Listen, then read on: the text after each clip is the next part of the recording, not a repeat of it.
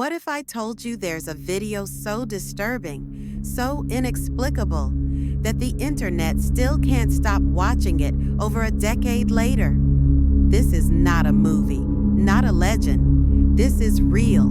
This is the story of Elisa Lam and the haunted hotel that may have swallowed her whole. Elisa Lam was 21 years old, a student from Vancouver, a dreamer, a reader, a Tumblr blogger.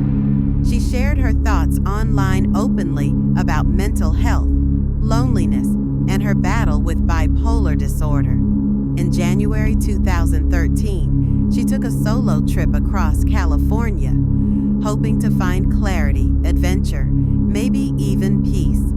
Her last stop was Los Angeles, and that's where the nightmare began. The Cecil Hotel, a place with a reputation so dark, it inspired American Horror Story.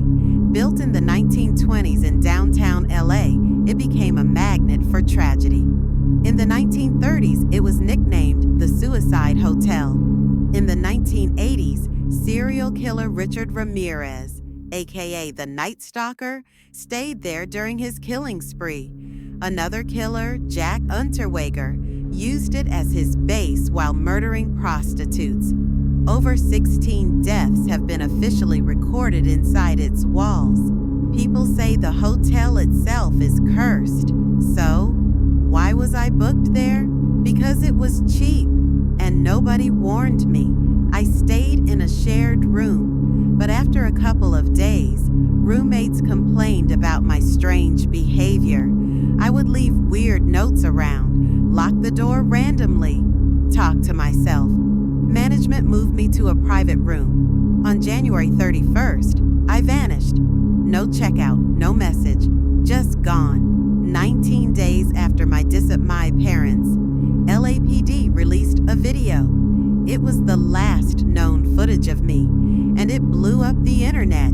I enter the elevator, press multiple buttons, look out, as if hiding, step out, then back in, move my hands in strange, hypnotic ways, as if I disappearance host.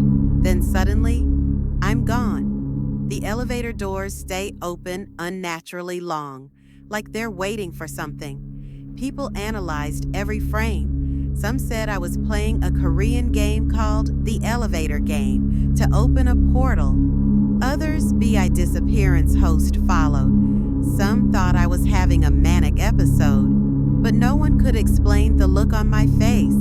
Fear, confusion, and something unexplainable. On February 19, hotel guests complained about the water. It was black, had a strange smell. Maintenance checked the rooftop water tanks, and there I was, floating naked, inside the sealed tank. The questions only got bigger. The rooftop was locked. Alarmed? How did I get up there alone? Why was I naked? And how could no one see me? The autopsy ruled my death as accidental drowning. No drugs or alcohol were found in my system. But many believed the report was incomplete. There were odd inconsistencies. No explanation for how the lid closed. No bruising despite tight spaces. Missing parts from the toxicology report. No clear timeline.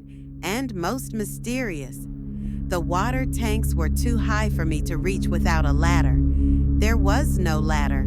Theories exploded online. Mental illness? Many cited my bipolar disorder, suggesting I had a psychotic break. Paranormal? People believe I saw something from the other side. Murder? Some think a hotel staff member knew more than they admitted.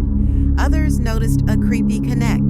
Their disappearance followed at near the hotel at the same time. And the test for TB? It's called LAMELISA. Coincidence? Maybe, maybe not. My death remains one of the most haunting unsolved cases in modern times. My story inspired documentaries, theories, and even conspiracy cults. The Cecil Hotel has since rebranded, but its shadow remains. I was just a girl on a solo trip, looking for peace. Instead, I became a mystery that may never be solved. If this mystery haunted you, don't forget to like, subscribe, and join us next time for another tale you'll never forget. Until then, stay curious.